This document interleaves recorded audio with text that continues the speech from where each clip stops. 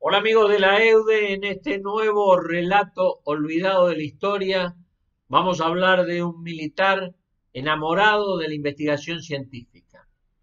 Vamos a hablar del comandante Luis Jorge Fontana y vamos a hablar del hecho que le valió el mote de El Manco de la Cangallo.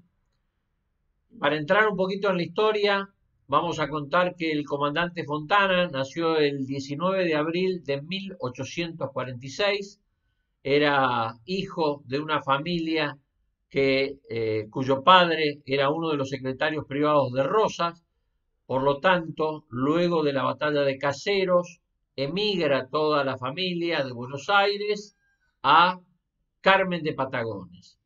Allí él se da cuenta de la necesidad de investigar estos nuevos territorios y eliminar las influencias de todos los malones y demás.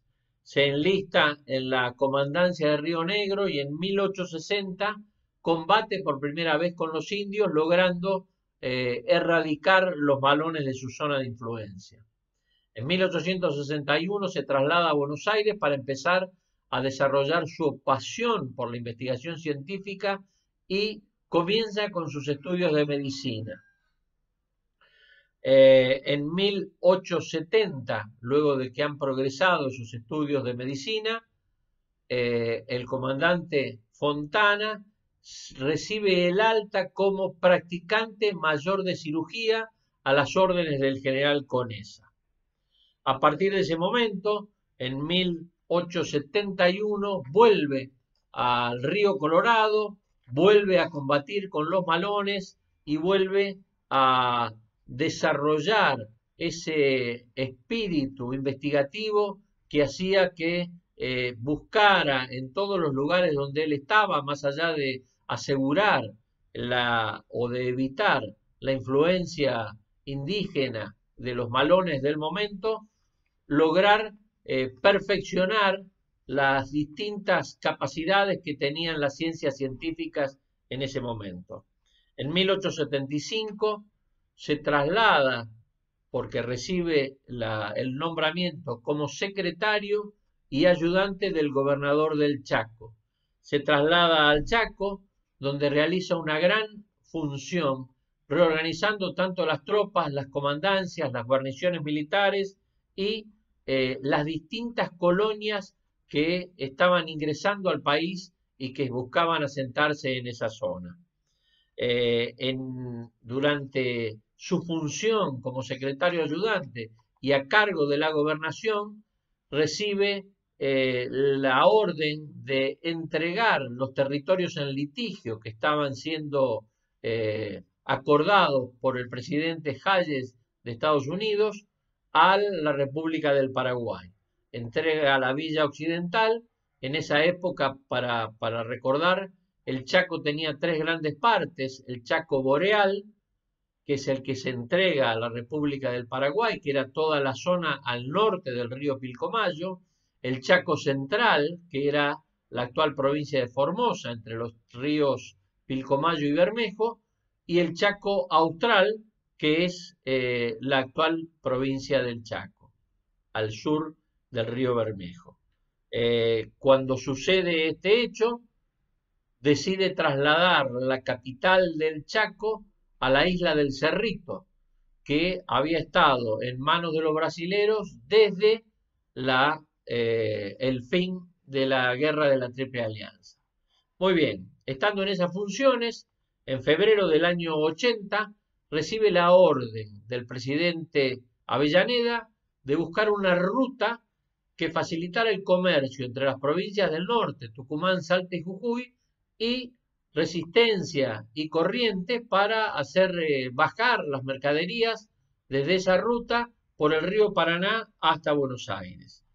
Decide el comandante Fontana formar una expedición donde, con 7 oficiales, 30 soldados de tropa, 2 particulares y 8 aborígenes. ¿Por qué? Porque iba a cruzar por una zona extremadamente cubierta de aborígenes, una zona llena de selvas, llena de esteros, de tacurúes que le iban a dificultar prácticamente el avance de toda la expedición que tenía que hacer. Muy bien, el 17 de mayo inicia la marcha con sus 50 hombres prácticamente, una marcha muy dificultosa, una zona muy especial y con el hostigamiento permanente de las tribus tobas y matacos de la zona. Tanto así que al llegar a la confluencia del río Teuco con el río Bermejo, en la localidad de Lacangallé, se produce un gran enfrentamiento con un número desigual prácticamente entre 500 y 600 indios contra los 50 miembros de esta pequeña expedición. Indios armados con flechas, con bolas y con lanza, enfrentaron a 50 hombres que sabían que su vida les iba en peligro por lo que estaban haciendo. A las órdenes de Fontana, deciden prácticamente cargar a bayoneta para un combate cuerpo a cuerpo.